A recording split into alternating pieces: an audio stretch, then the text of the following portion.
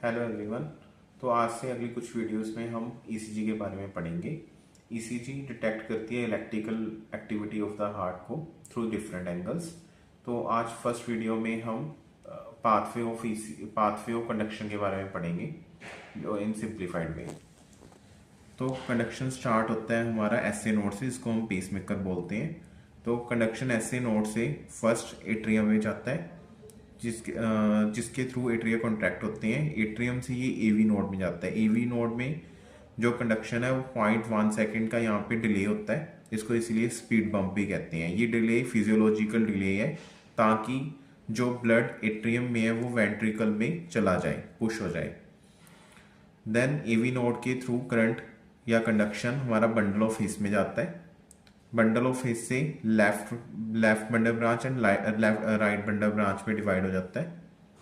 Then इसके through हमारा प्रकंजी fibre में जाता है। प्रकंजी फाइबर से वेंट्रिकल में जाता है कंडक्शन, जिसके थ्रू वेंट्रिकल कॉन्ट्रैक्ट होते हैं। जब कंडक्शन एसए नोड से एवी नोड की तरफ जाता है तो उससे पी वेव बनती है, जिसको हम एट्रियल कॉन्ट्रैक्शन कहते हैं। This is P wave. AV node से जब लेफ्ट वेंट्रिकल या राइट वेंट्रिकल तक जाता है कंडक्शन, तो उससे क्यूआरएस कम्प्लेक्स बनता है। जब वेंट्रिकल रिलैक्स हो रहे होते हैं, then this is T wave. तो this is normal ECG of one heartbeat, P wave, then QRS wave, then T wave. तो ये सारी जो हमारा वन हार्ट बीट का पाथवे है, इसको हम कहते हैं वन कार्डियक साइकिल, जो कि 0.8 सेकेंड का होता है। इसमें जो एट्रियल सिस्टोल है वो 0.1 सेकेंड का होता है एंड एट्रियल डायस्टोल 0.7 सेकेंड का होता है।